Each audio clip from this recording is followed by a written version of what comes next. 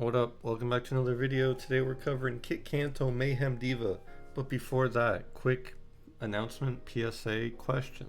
One, Shadow Secret Lair for fucking me on that demonic tutor thing. Got in frame 0, didn't matter. Second thing, let me know if you want me to cover other games because I feel like Magic is slowly going down a rabbit hole of nobody wants to play this game anymore because of IPs. I play a lot of One Piece, so I'm going to be playing a lot of Riftbound, so if you want me to cover stuff like that, and like, I don't know, just gameplay videos, weird to say, but yeah, let me know in the comments. Either way, this is Kitt Kanto. The deck is called Starting a Catfight because why?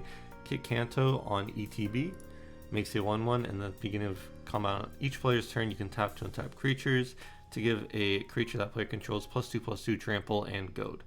So you just have this guy lady who forces people to fight. She's starting a cat fight. This is very bracket 2. I think you could very easily like pump this up to a 3 or 4, but I left it in 2 for this video, and you know, we got some upgrade options down here. I mean, let's get into it. Onto the artifacts. It's pretty simple. We got ramp, we got Peter Parker's camera, which can pay 2 to double an activated or triggered ability, which our commander does. So if we have enough cards, we can just force them to hit with 2 different creatures instead of 1. Skull Clamp, because we are playing a bunch of dorks, even though a lot of the cards aren't tokens and aren't made for Skull Clamp, I think it's a good enough card when you're going wide. Soul Ring is Soul Ring. Shronic Resonator, again, will copy your triggered abilities. Swiftfoot Boots is protection for usually your commander or something else, who knows. And then Talisman are just all ramp. One of the creatures, we got Erased Up the Endless Web. Whenever an opponent casts an instant or sorcery, make a 1/2 green spider with reach. Obviously, it's just like a really good token generator, especially for 4 mana. 3/5 with reach is a nice line as well. This will just make a bunch of things to tap because people play a lot of instants and sorceries usually. Beast Whisper is here for card draw. Whenever you cast a creature, draw. Boss's Chauffeur, when it enters with the number 1/1 counters on it equal to 1 plus the number of other creatures you control. Whenever another creature you control enters, put a 1/1 counter on Boss's Chauffeur, and when it dies, create a 1/1 green-white creature or white citizen for each 1/1 counter on it. This gets big with all the creatures you play, and then when it dies, it also just makes a bunch of little dudes for your commander to tap. It's a good value card. Champion of Lambhole, creatures with power less than Champion of Lambhole's power can't block creatures you control, and whenever another creature enters the battlefield under your control, put a 1/1 counter. It's a good way to swing for game if you got a really big Champion of Lambhole and you just keep it on board. It can be a win con over time. Amara, Soul of the Accord. Whenever it becomes tapped, make a 1/1 white soldier creature token with lifelink. So yeah, this makes a token when it becomes tapped, and obviously your commander can tap things. A lot of the cards I wanted to put in the deck were effects when a creature is tapped, instead of just like pure kind of token generation stuff. So yeah, this is one of them. There'll be a bunch though. Enduring Innocence, whenever one or more creatures with power 2 or less enters, draw a card, it triggers once a turn. When it dies, it comes back as an enchantment. It's just really solid card draw on this deck. We have a lot of little dorks that we make, so yeah. Free Shard, Lookout, Reach, and when it commit a crime, look at the top 5 cards of your library. You may put a land card from among them on the battlefield, tap with the rest on the bottom of your library in random order. Triggers once each turn. Targeting opponent's creatures to be goaded is committing a crime, so this kind of can just ramp you every turn, which is nice. Hanger Scrounger, backup 1, so it can come in with a 1/1 counter on a creature, and then if the other creature gains its ability, which is when this creature becomes tapped, discard a card, draw a card. AKA, whenever you use your your commander triggered ability, you're just cycling. Hard Bristle Bandit, 2 mana 1/1, you can add a mana of a color, and when you commit a crime, untap it. Obviously, this is really interesting with your commander, where you tap it to go something which commits a crime, which untaps it. So you essentially are only ever using one other creature with Kitt every turn, besides the Hard Bristle. Life of the Party, this is a fun little chaos card. 4 mana 0/1 for Strike Trample Haste. When it attacks, it gets +X/+0 until end of turn, where X is the number of creatures you control. And when it enters, if it's not a token, each opponent creates a token that's a copy of it. And the tokens are goaded for the rest of the game. So you're just going to have a bunch of Life of the Party swing at other people. First Strike Trample Haste is also nice if it's like a 5/1 or a 6/1. This is a fun card. I also didn't realize it was $7, which is kind of wild, but I could see why. Magda, the Horde Master, whenever you commit a crime, create a tap treasure token. This ability triggers only once each turn, and you can sack 3 treasures to make a 4/4 token with flying and haste. Yeah, it's just making a treasure almost every turn cycle, and then you can use the treasures for another dork if you need them. Reckless Racer, 3 mana, 2/3. When it becomes tapped, discard a card if you do draw a card. Again, just another way to cycle. Rescue Leopard, when it becomes tapped, discard a card, draw a card, more cycling. Rumor Gatherer, 3 mana, 2/1. Whenever another creature enters the battlefield under your control, scry 1. If it's the second time this ability is triggered this turn, draw a card instead. It's kind of card draw, it's scry. We make a lot of creatures, so might as well. Steve, 2 mana. It's a creature that can tap itself for your commander, or it can just ramp you. So it's a little bit better than traditional ramp in that sense. Sandlight Herbalist, 2 mana, 2/1. Whenever it comes tapped, you gain a life, scry 1. This can, I guess it's not like cycling, but you can filter cards from top of your library that you don't need to the bottom. So it's still kind of filtered. Sandwell Avenger Ace, as long as an artifact creature controls attacking, prevent all damage that would be dealt to Sandwell. This is irrelevant. Whenever it becomes tapped, exile top 6 cards of your library. You may cast a vehicle or artifact creature spell from among them, then put the rest on the bottom of your library in a random order. We're not running that many artifacts, but it does have a decent tap effect, and we play, like 10 artifacts, so it's not completely dead. It's not great, and it's probably a lot better if you're playing a lot of vehicles and other artifacts. Oh, creature spells. Yeah, maybe this card's not playable. Maybe I didn't read artifact creature spell and just artifact spell. So that's on me. But yeah, I think it's interesting. So, cool. Silk Webweaver is a new Spider-Man card. You can web sling it for 3. Whenever you cast a creature spell, create a 1/1 green and white human citizen creature token. And 5 mana creature you control get +2/+2, gain vigilance until end of turn. Kind of whatever. This is here to make a creature whenever you make a creature. So yeah. Spider-Gwen, free spirit. Whenever it comes tapped, discard a card, draw a card. It's cycling. Starfight Pilot, 2 mana, 2/2. When it becomes tapped, surveil 1. So it's similar to the scry 1 and then gain 1 life, but it's surveil instead. Stony Brook Schoolmaster, when it comes tapped, you make a 1/1 blue merfolk. So obviously it's a thing that wants to get tapped and also makes things that want to be tapped. Tendershoot Dryad, ascend at the beginning of each upkeep, create a 1/1 green sapling creature token, and saplings you control get +2/+2 as long as you have the city's blessing. This just makes a 1/1 every cycle, or 4 1/1s every cycle, which is obviously efficient and means you'll need an extra creature with your commander to get the effect. Traveling Botanist, whenever this creature comes tapped, look at the top card of your library. If it's a land, you may reveal it, put it in your hand. If you don't put it in your hand, you may put it into your graveyard. So it's kind of surveil, but you can, if it's a land, you can add it to hand instead. It's a good filter card. Also 2 mana, 2/3, just kind of a good body.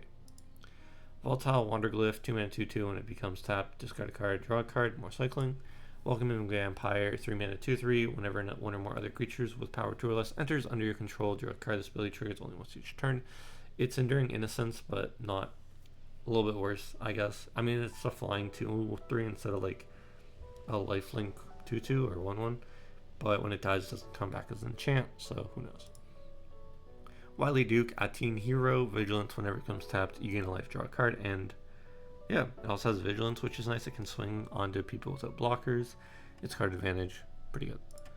On the enchantments, any joins up. When it enters, it deals 5 damage to target creature planeswalker an opponent controls, and if a triggered ability of a legendary creature control triggers, that ability triggers an additional time. It's just here to double trigger your commander, but it can also be removal on play. Assemble the Legion, 5 mana at the beginning of your upkeep. Put a muster counter on Assemble Legion, then create a 1/1 red and white soldier token with haste for each muster legion, or muster counter on the Legion. So this will just make a lot of tokens over time. Pretty good. Awakening Zone, 3 mana at the beginning of your upkeep, make a 0/1 Eldrazi spawn. Just makes a token at the beginning of your turn. You can also use it if you need the mana, which sometimes is important. Court of Embereth, this can kind of be a finisher, but it's mainly a token generator, so when it enters you become the monarch, and at the beginning of your upkeep make a 3/1 red knight creature token. Then if you're the monarch, it deals X damage to each opponent, where X is the number of creatures you control. You're usually going to have like 6 or 7 creatures on board, I find, unless you're being hard removal. There's like a scary stacks piece in play maybe. Keeping the monarchy, or keeping the monarch, might be the hardest part about getting the effect, but worst case scenario, you get a 3/1 every turn. Dazzling Theater and Prop Room. So Dazzling Theater, creature spells you cast have invoke, kind of whatever. Prop Room, untap each creature you control during each other player's untap step. This means if you're not hitting like 5 or 6 creatures, you can still get the commander effect every turn if you only have like 2 on board instead. Felidar Retreat, landfall, make a 2/2 or put a 1/1 on each creature. Those creatures gain vigilance. So either if you need more creatures for your commander, you can make that. Cat Beast. If not, you can just pump all your guys up, and then over time they can swing for game. Tribute to the World Tree. Whenever a creature enters the battlefield under your control, draw a card if its power 3 or greater. Otherwise, put 2/1 counters on it. Many of the cards in this deck are power 2, so we're just putting 2/1 counters on things. But for the ones that are 3, it is also just card advantage. So it's either make your small guys bigger or draw a card, which is usually good. On the instance, Artifact Mutation, destroy target artifact. Can't be regenerated, make X/1/1 green sapling creature tokens, where X is not the artifact CMC. Obviously makes a bunch of guys and its removal. Aura Mutation, same thing for enchantments. Again, just a good card. Beast Within, destroy permanent. Boros Charm, mainly protect all your permanents, giving them indestructible. You can give a creature double strike, which is kind of eh. I mean, I guess you could goad something and then give it double strike and then have it swing on another player for game, which is pretty cool. And then deal 4 damage to target player or planeswalker, kind of whatever. Chaos Warper's removal, Clever Concealment, convoke any number of target non-land permanents you control phase out. It's a cheap way to kind of protect your board, but phasing out can be a little spooky sometimes. Generous Gift is good removal, Heroic Intervention is good protection. Path to Exile's removal, Reprieve is a counterspell in white, kind of bounce the spell to its owner's hand, draw a card. Return the Favor, 2 mana. You can also pay 1 to copy an instant sorcery, activate ability, triggered ability, choose new targets for the copy, or you can also pay 1 to change target spell of an ability with a single target. It's like a bad deflecting swap, but it can also copy things instead of change targets. It's, I don't know, it's kind of just in the deck as an interesting interaction piece. Swords is removal. Take the Bait, cast a spell only during an opponent's turn and only during combat. Prevent all damage that would be dealt to you and planeswalkers you control this turn. Untap all attacking creatures and goad them. After this phase, there's an additional combat phase. A little fun combat trick. It's kind of a fog as well. If there's like 3 players left and somebody full swings on you because you're the biggest threat, but you're tapped out because you're commander, you can get this and kind of steal a victory with it. Ignoring lands, pretty basic stuff we can go over after. Onto the sorceries. Austere Command is probably one of the better board wipes because you can just destroy creatures with mana value 4 or greater, which a lot of our creatures won't be. And obviously it hits artifacts, enchantments, or small things. Blasphemous Act, again, just another board wipe. Farseek is ramp, Nature's Lore is ramp. Pest Infestation, 1XX, or green XX. Destroy up to X target artifacts and or enchantments. Create twice X, 1/1 black and green pest creature tokens with on this dies, gain a life. It makes tokens, and it also will destroy stuff for us, which is nice. Rampant Growth is ramp. Sylvan Authoring, 1 in the X, choose an opponent. You and that player make an XX green tree folk, and then choose an opponent. You and that player make X 1/1 green elves. So this makes you a bunch of tokens, and it makes 1 big dude, which can be useful. You can give it goad and trample and swing at somebody with it. And obviously you usually split the opponent that you're giving each of them to, so you can kind of stagger value in the right way. 3 visits is ramp. All the ramp in this deck is 2 CMC because you want a 1/2 onto ramp to 3 and then 4 just play Kitt. That's typically what you want to do. It's pretty good. And that's why we're not running things like Cultivate, which would be 3. You play this on your 3, you go to 4, and then the next turn you're on 5, and you have an extra mana that you don't know what to do with. Yeah, that's why we're running mainly only 2 CMC ramp here, just to care more about our commander. Alright, I'll quickly go through the maybe board. Again, cards that I think you could put in, or I justify taking out. Cultivate, already covered. Growing Rites of Illamok, we do run a lot of creatures. When it enters like the top 4, reveal a creature, put it in your hand, put the rest on the bottom. And at the beginning of your end step, if you control 4 more creatures, transform it. It essentially just becomes a Gaia's Cradle, but can also tap for green. Not in the deck because we don't need that much mana. The turf is pretty low, and I don't think there's enough card draw to actually go like up to 7 every turn. Halo Fountain, I don't think tapping or untapping 15 things for 5 white is that feasible. I think the card's interesting, but I think it's a little too niche for this deck. Jetmir, I think probably fits the deck, but again, It's hard to have this many creatures, so creatures get +1/+0 vigilance as long as you have 3, get +1/+0 and trample as long as you have 6, and then get +1/+0 and have double strike as long as you have 9. Hitting 9 is kind of hard. Plus, this guy will just be removed the moment you go wide enough for him to actually do anything. So, yeah, not great. Kodama's Reach, 3-mana ramp. Scoot Swarm.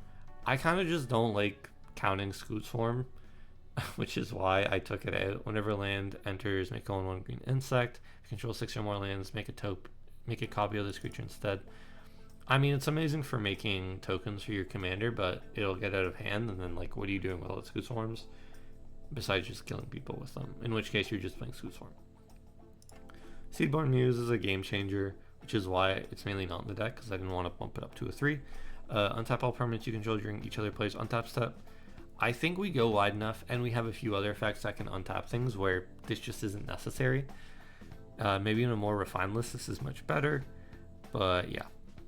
Shamanic Revelation, 5-mana, draw a card for each creature you control. You gain 4 life for each creature you control with power 4 or greater. The ferocious part is almost irrelevant in this deck. And then drawing a card for each creature you control is nice, but for 5 mana it's a little steep. And then last but not least, we have T-Prof. This is better than Clever Concealment. All your permanents phase out, you can't lose life. Card's super duper good, just not on the deck because it's kind of a game changer. But yeah, that's it. All the lands, kind of just like a very basic land base, Path of Ancestry, because we're playing 3 color. The little pain lands, the ones that check for mountain or plains, the ones that check for basics because we're playing a bunch of basics. Arden Veil because it can make a white human. But yeah, that's about it. Thank you very much for watching. Again, let me know in the comments if you want me to cover things like One Piece or Riftbound when it comes out. And then yeah, until then, I'll probably keep covering Commander decks. I still like playing Commander. It's just, the product. I saw the 2026 thing and I'm like, ooh, I don't know if I like this. Alright, bye-bye.